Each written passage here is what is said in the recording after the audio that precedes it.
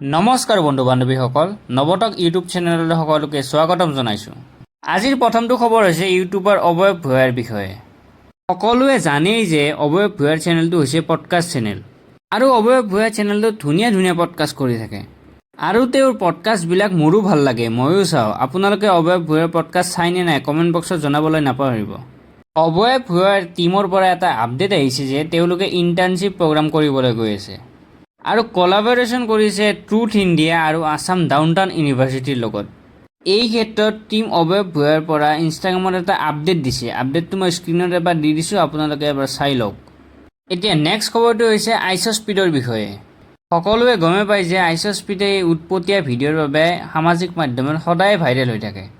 Recently স্পীডে ইনষ্টাগ্ৰামত সেনেকুৱা এটা উৎপতীয়া ভিডিঅ' আপলোড কৰিছে। ভিডিঅ'টো এবাৰ মই স্ক্ৰীণত দি দিছোঁ, আপোনালোকে এবাৰ চাই লওক।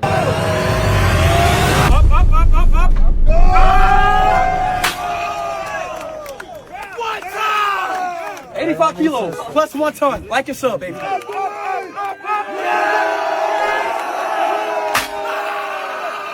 Two humans in the car. I show speed. I show speed. I show Strong, let's get it. Strong. Next খবৰটি ক'বলৈ ওলাইছোঁ অভি আৰু নিউৰ বিষয়ে। অভি আৰু নিউক বহুতে ক্ৰিটিচাইজ কৰি আছে। কাৰণটো হ'ল যে ৰিচেণ্টলি F1 মুভি আৰু ছুপাৰমেন মুভি ৰিলিজ হৈছে আৰু এই দুয়োখন মুভি ৰিলিজ হোৱাৰ পিছত অভি এণ্ড নিউ এটা টুইট দিছে আৰু টুইটটো মই স্ক্ৰীণত দি দিছোঁ, আপোনালোকে এবাৰ চাই লওক।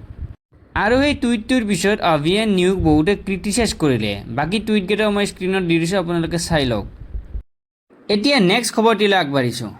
নেক্সট খবৰটো হৈছে যে ইন্দোৰ, ছুৰাট আৰু নাভি মুম্বাই 2024 আৰু 25 বৰ্ষৰ টপ 3 ইণ্ডিয়াৰ ক্লিনেষ্ট চিটি হিচাপে পৰিগণিত হৈছে আৰু এই ৰেংকিংটো দিছে চেণ্ট্ৰেল গভৰ্ণমেণ্ট আৰু এনুৱেল ক্লিনলিনেছ ছাৰ্ভেৰ পৰা আৰু প্ৰেছিডেণ্ট দ্ৰৌপদী মুৰ্মুই এৱাৰ্ডটো প্ৰদান কৰিছে।